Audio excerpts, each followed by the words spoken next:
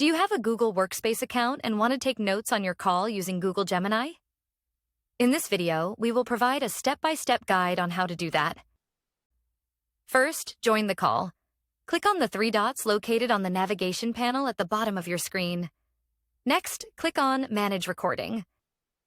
You will then be prompted to choose Take Notes with Google Gemini. Make sure that the box is checked.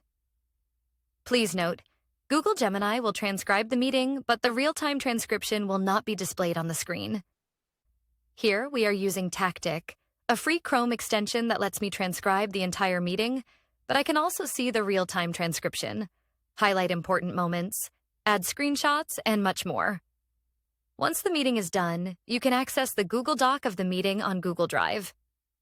This document includes both the note summary and the full transcript in two separate tabs. It will also be attached to the Google Calendar invite and will be shared with all attendees.